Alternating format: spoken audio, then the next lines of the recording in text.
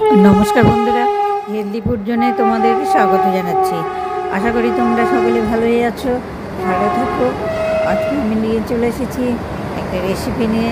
সেই রেসিপিটা এই সময়কার জন্য ভীষণ প্রয়োজনীয়।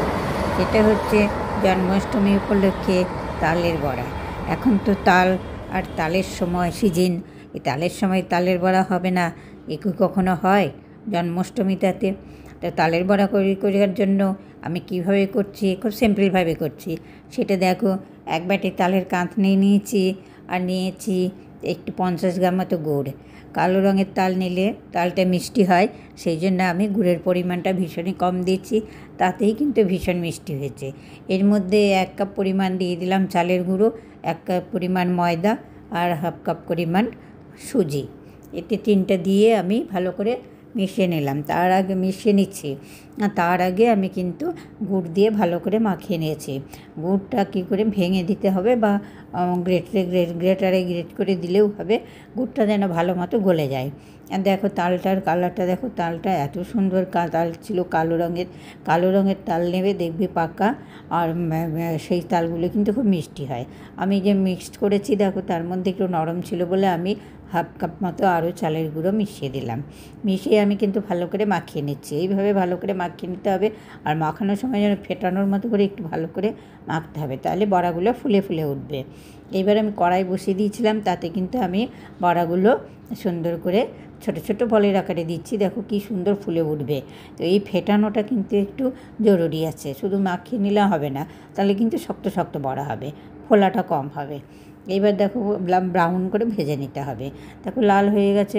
তবে তোমরা একটা জিনিস দেখো, আমি চিনি দিই না, তার কারণ হচ্ছে চিনিতে ডাক্তাররা চিনি খেতে এমনিই বারণ করছেন, আর চিনিতে অনেক রকমের প্রবলেমও আছে।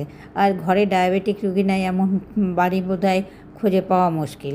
সুতরাং একটু গুড় দিলে তারাও খেতে পারবে। তার কারণ হচ্ছে চিনিটা নাকি ভীষণই অপকারী স্বাস্থ্যের জন্য। মানে সুস্থ মানুষকেও ডাক্তাররা কিন্তু চিনি খেতে ডাইরেক্ট বারণ করছেন। সেই সবের জন্যই আমি কিন্তু, আমার বাড়িতে ডায়াবেটিক পেশেন্ট আছে, সুতরাং সেই জন্য আমি গুড়টা দিয়েছি, আর গুড়ের পরিমাণ খুব সামান্য পরিমাণে দিয়েছি।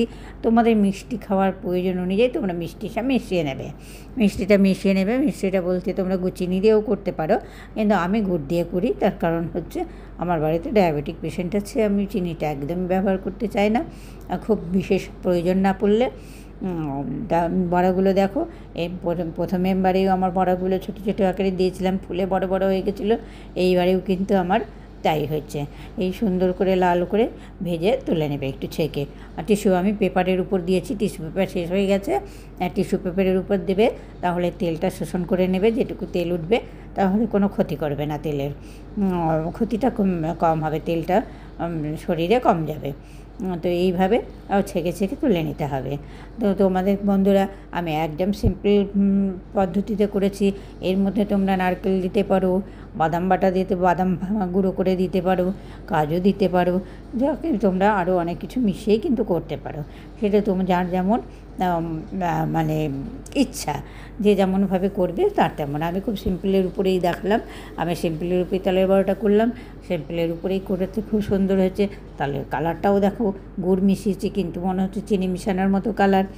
তো সুতরাং গুড় মিশিয়েও কিন্তু দেখে মনে হচ্ছে না, বড়াগুলো দেখেও মনে হচ্ছে না যে আমি গুড় মিশিয়ে করেছি। তো দেখো, তোমাদের যদি ভালো লাগে তোমরা বাড়িতে একবার অন্তত করো এইভাবে সিম্পল রেসিপি। খুব না, তাল তো ঘষাটাই মেন, ওটাই একটু ঝামেলার। আর তারপরে তো তালের রেসিপি করতে বিশেষ কোনো সময়ই লাগে না। তাই তোমাদের কাছে অনুরোধ রইল, একবার অন্তত বাড়িতে এইভাবে করো। দেখো বড়াগুলো কী সুন্দর হয়েছে, একদম মনে হচ্ছে চিনির মতনই দেখতে। এইবার বড়াগুলো প্রত্যেকে খেয়ে খুব সুনাম করেছে। দেখো বড়াগুলো কত সুন্দর। ভিডিওটা দেখার জন্য রইল ধন্যবাদ। যদি তোমাদের ভালো লেগে থাকে তাহলে একটা লাইক, শেয়ার, কমেন্ট করো, আর বাড়িতে তৈরি করে আমাকে জানিও। তোমাদের প্রতি শুভেচ্ছা রইল। ভালো থেকো, আনন্দে থেকো, চ্যানেলটা সাবস্ক্রাইব করে পাশে থেকো। আমি তোমাদের জন্য ইউনিক রেসিপি নিয়ে তোমাদের সামনে হাজির হতে পারবো, এটুকুই আমার তোমাদের কাছে অনুরোধ। তো প্লিজ চ্যানেলটা সাবস্ক্রাইব করো। বড়াগুলো দেখো কত সুন্দর হয়েছে। এইভাবে করে আমাকে একবার কমেন্ট করে জানিও, তোমাদের অপেক্ষায় থাকবো। আর আমাদের প্রতি রইল অশেষ শুভেচ্ছা, ধন্যবাদ। আর আবার একটা ভিডিওতে দেখা হবে। আজকের মতো এখানেই শেষ করছি। Thank you.